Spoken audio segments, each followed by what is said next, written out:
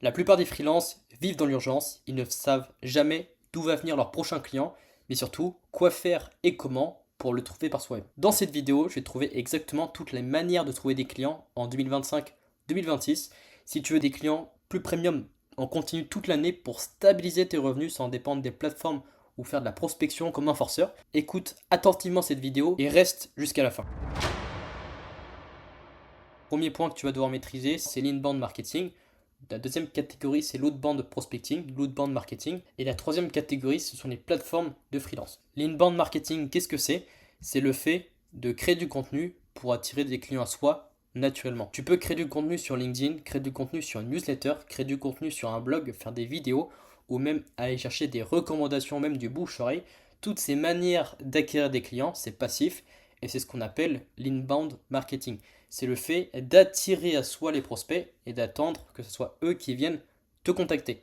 Les avantages, tu attires des clients qualifiés déjà chauds parce qu'une personne qui vient te voir avec un besoin en tête, c'est une personne qui est déjà à la recherche de quelqu'un, qui a souvent une enveloppe de prête et c'est une personne qui est dans une démarche d'investir son argent pour résoudre sa problématique. On est déjà sur des prospects déjà chauds et c'est ce qu'on appelle des prospects qualifiés.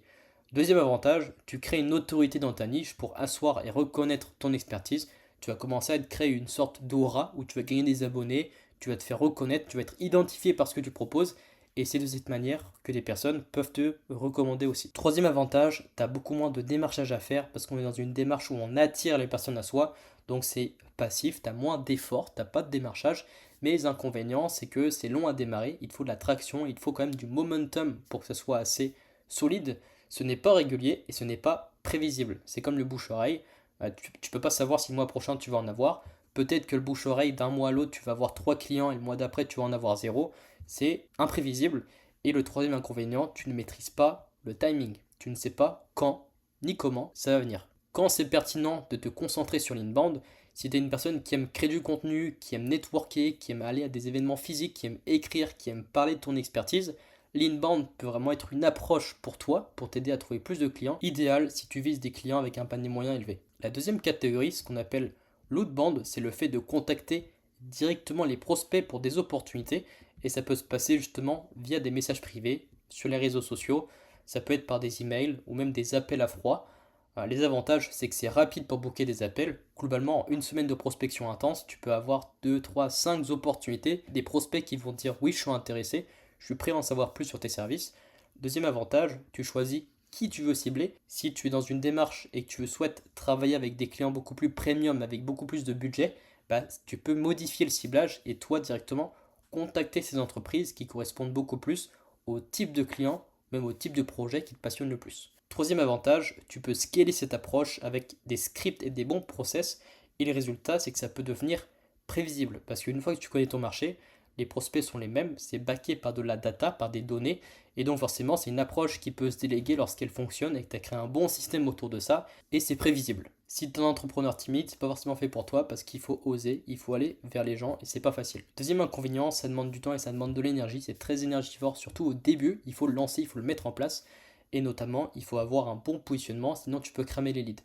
Un bon positionnement, qu'est-ce que c'est? C'est le fait d'être bien positionné, d'adresser le bon message à la bonne personne, mais aussi que la personne en face identifie ton expertise et comprenne en 2 secondes que tu peux l'aider. Notamment, ce qui est ultra important de savoir quand tu vas prospecter, c'est d'avoir un bon copywriting, un bon angle et un bon message. Et souvent, une erreur fondamentale que beaucoup de freelances font, ils pensent que la prospection ne fonctionne pas, mais souvent, c'est un mauvais choix de canal, un mauvais ciblage, un mauvais positionnement, ou même des fois, un mauvais copywriting. Si tu n'as pas les bons mots pour séduire ta cible, tu peux croire que non, la prospection, ça ne marche pas pour ton secteur, alors qu'un autre freelance qui a un meilleur message, beaucoup plus impactant, avec les meilleurs mots, qui appuie beaucoup plus sur les émotions de ta cible, il peut avoir beaucoup plus de résultats. Et quand c'est pertinent, si tu débutes et que tu as besoin de clients rapidement, la prospection, ça peut être quelque chose qui peut vraiment te faire décoller rapidement. Ou si tu veux faire grossir ton activité sans attendre 6 mois que l'algorithme te remarque, l'outbound, la prospection, c'est quelque chose qui peut vraiment t'apporter beaucoup plus de résultats. Notamment, une vérité qui est compliquée à entendre, c'est que un freelance qui a une expertise ou même une délivrabilité qui est moyenne mais qui est très bon dans le fait de communiquer ses services et de rendre son profil désirable aura beaucoup plus de résultats et fera beaucoup plus d'argent d'un expert très technique, très très bon, mais qui ne sait pas se vendre et qui ne sait pas communiquer ses compétences. Donc je sais, c'est injuste, mais apprendre à vendre, apprendre à attirer des clients à soi, ça ne dépend pas de ton expertise, ça dépend d'autres compétences qui vont être liées à la communication, qui vont être liées à le fait de se démarquer et qui vont être liées aussi à la vente. Donc tu dois apprendre à te vendre, c'est important. Troisième catégorie sont les plateformes de freelance. Donc les plateformes de freelance comme Malt, Upwork, Fiverr. On a aussi les plateformes de recrutement comme Welcome to the Jungle.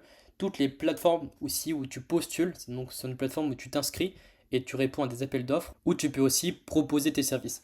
Les avantages, accès direct à des clients, tu peux démarrer sans réseau, sans audience, tu découvres ce que les clients recherchent, donc tu es directement en contact avec le marché, c'est super important pour apprendre, notamment c'est passif.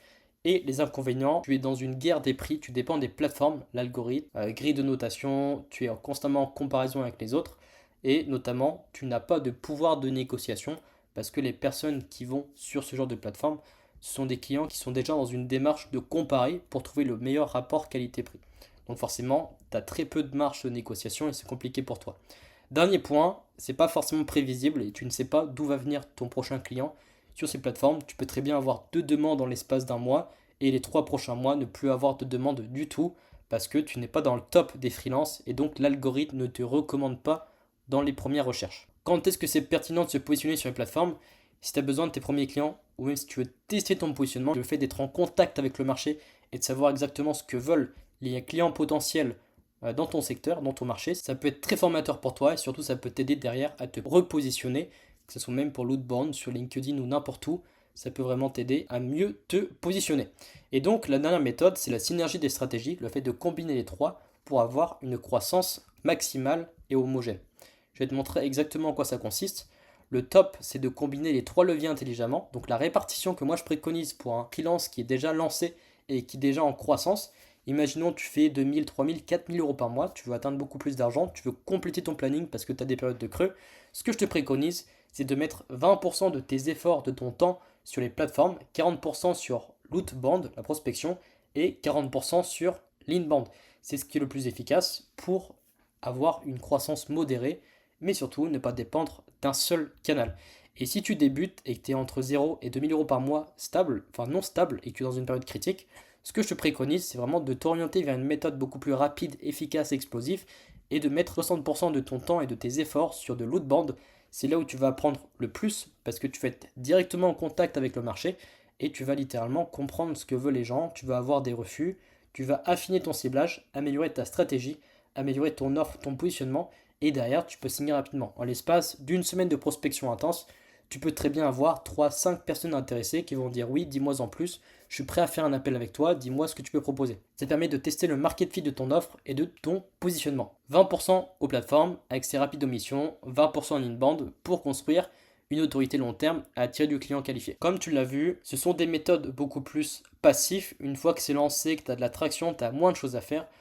Par contre, sur la première méthode, il faut que tu continues quand même à créer un peu de contenu de temps en temps, histoire de maintenir ta présence et de la développer petit à petit. Mais ça demande moins d'efforts, c'est moins énergivore que la prospection.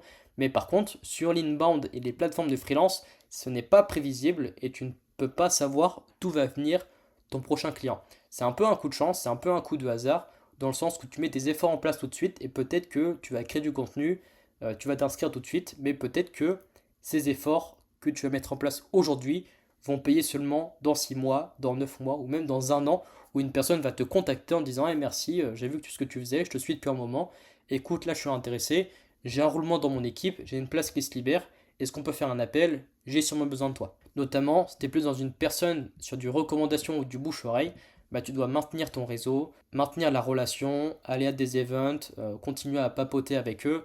L'histoire, c'est d'entretenir ton réseau, d'augmenter le niveau de relation que tu as avec eux, le niveau de confiance. Et donc, il faut que tu passes du temps avec eux. Parce que tu ne peux pas augmenter la qualité de ton réseau si tu ne passes pas de temps avec les membres qualifiés de ton réseau. Et si justement tu cherches à compléter ton planning ou avoir beaucoup plus de prévisibilité sur ton système d'acquisition, dans ce cas, ce que je te préconise, c'est vraiment l'outbound dans ton cas.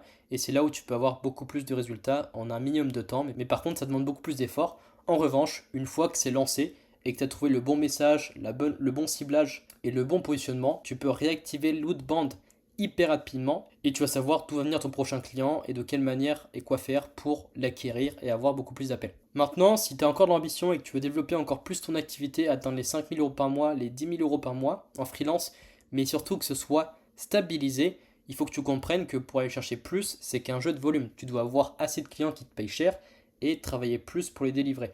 Si tu es dans une situation, tu gagnes 4 000 euros par mois, 5 000 euros par mois, tu travailles 7 jours sur 7, 10 heures par jour et que tu n'as plus le temps de prendre plus de clients, le gros problème que tu as, c'est que tes prix ne sont pas assez chers. Et donc, tu dois acquérir des clients beaucoup plus premium qui sont prêts à te payer plus cher. Et derrière, tu pourras avoir plus de place et tu pourras développer ton activité. Mais si dans ton cas, tu as encore du temps pour délivrer, dans ce cas, c'est qu'un jeu de volume et tu dois juste continuer à mettre un peu plus d'efforts dans ton acquisition. Et je vais te montrer en direct avec ces 5 plantes comment atteindre des clients plus chers, mais surtout des clients récurrents. Parce qu'un client que tu signes aujourd'hui, qui est récurrent, qui va t'apporter des revenus peut-être tous les mois, tous les 3 mois, ça te demande beaucoup moins d'efforts en acquisition et derrière, ça te rapporte tellement d'argent que tu vas évoluer rapidement. Donc le premier bocal, c'est la première plante, tu dois avoir un positionnement premium. Forcément, si tu veux atteindre les 5 000, les 7 000, les 10 000 euros par mois en freelance, mais surtout le plus important, ce sont stabilisés, les 10 000 euros par mois stabilisés, tu dois absolument avoir un positionnement premium. Donc tu n'es plus un freelance parmi tant d'autres, tu es la solution idéale pour une cible précise. Donc tu te démarques naturellement et quand tu es en appel, quand tu te présentes, les prospects pensent que tu es le meilleur profil pour les accompagner et c'est pour ça qu'ils te font confiance à toi, même si tu as des prix plus élevés que les autres. Deuxième plante, une offre irrésistible, ce qui est important, clair, spécifique, orienté au résultat. Ton offre doit dire ok, c'est exactement ce qu'il me faut. Et ton prospect ne doit pas penser ok, est-ce qu'on peut négocier, ok, je vais comparer avec quelqu'un d'autre. Vu que tu as une offre qui est tellement unique et irrésistible, ton prospect doit se dire ok, cette personne a la meilleure solution pour résoudre mon problème, je suis prêt à mettre l'argent qu'il faut parce que je sais après que je vais avoir tel résultat. Et c'est ce que je dis ici, une offre orientée résultat. Et la personne doit se dire, ok, c'est exactement ce qu'il me faut. Troisième plante, l'acquisition multicanal. C'est ce que je te disais avant. Tu dois avoir plusieurs canaux d'acquisition et ne pas dépendre d'un seul canal. Tu attires et tu vas chercher les bons clients. Parce que oui, un freelance qui est à 5 000, 10 000 euros par mois, stabilisé, c'est un freelance qui sait attirer, mais surtout qui sait chercher de lui-même les bons clients, prospecter quand il en a besoin. Et quand il a du temps libre, il sait comment compléter son planning pour trouver les bonnes opportunités. Quatrième plante, la vente efficace. Un freelance qui est entre 5 000 et 10 000 euros par mois, c'est un indépendant qui sait vendre efficacement. Tu sais signer proprement, en appel tu poses les bonnes questions avec la bonne posture, tu inspires confiance, tu cadres correctement tes collaborations, tu transformes en appel de vente et c'est toi qui diriges, c'est toi qui poses tes conditions de paiement, c'est toi qui as le leadership et c'est ton client qui est content de travailler avec toi parce que tu as une place qui s'est libérée. C'est important de transmettre la bonne vision et d'avoir cette position d'autorité parce que derrière, si imaginons que tu veux basculer en petite agence, tu dois devenir un bon vendeur parce que lorsque tu vas avoir plus de main-d'œuvre pour t'aider à délivrer, là où tu vas devoir concentrer tes efforts, c'est vraiment sur le fait d'être bon en vente, d'acquérir toi-même des clients, de vendre assez cher, de convaincre, et derrière, tu vas avoir ton activité qui va se développer d'elle-même et tu vas pouvoir augmenter naturellement ton chiffre d'affaires. La cinquième plante, c'est la fidélisation des clients.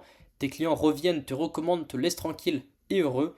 Et c'est ça le secret des freelances, c'est que même si tu es un peu moyen en vente, que tu es un peu moyen sur ton offre, ton positionnement et que tu as une acquisition qui est moyen, si derrière la majorité de tes clients sont sur une offre de récurrence, sont des personnes, des clients qui reviennent chez toi fréquemment, qui ont plusieurs besoins toute l'année, tu as tout gagné parce que tu n'as pas besoin de beaucoup de clients pour faire 10 000 euros par mois, tu as seulement besoin de quelques clients pour te permettre de gagner autant d'argent. Je vais te prendre un exemple. Moi, à côté de ça, j'ai une agence de ghostwriting. Mes prix vont de 1000 à 2000 euros par mois et on écrit du contenu pour les entrepreneurs sur leurs réseaux sociaux. Vu que je vends de la création de contenu, c'est une prestation avec récurrence parce que les entrepreneurs, quand on les accompagne, ils veulent travailler avec nous sur 6 mois, sur un an. Et donc, je peux très bien avoir 5 clients à 2000 euros chacun et j'ai besoin que seulement 5 clients pour gagner 10 000 euros par mois de chiffre d'affaires avec mon agence.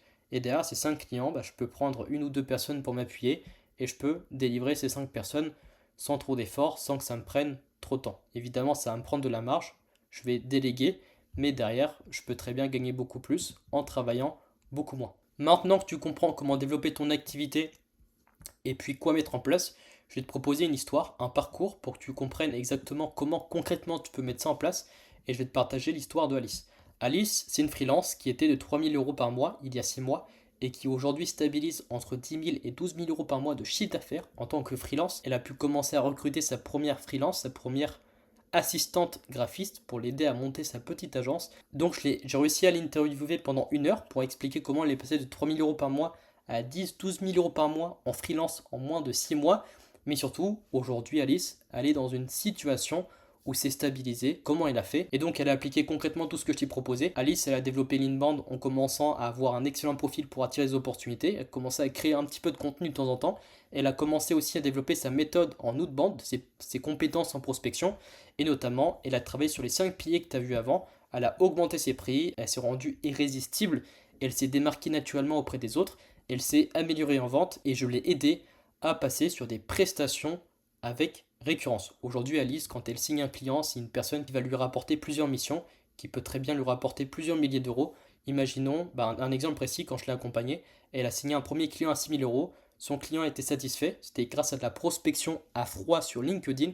Ce client était satisfait, 2 mois après, ce client lui a renvoyé du travail. Et donc aujourd'hui, avec ce seul client, elle a pu générer au total entre 10 000 et 12 000 € de chiffre d'affaires. Pour retrouver son témoignage, son parcours et comment elle l'a fait en entier, clique sur le lien dans la description et tu vas retrouver exactement son parcours et qu'est-ce qu'elle a mis en place, son histoire, quels sont les obstacles qu'elle a rencontrés, quelles sont les erreurs qu'elle faisait avant, les blocages, pourquoi elle était bloquée à 3 000 € par mois depuis longtemps, qu'est-ce qui fait qu'elle n'arrivait pas à tous les gagner plus, mais surtout ce qu'elle a mis en place pour casser le plafond des 5 000, casser le plafond des 10 000 et ensuite stabiliser ce nouveau palier.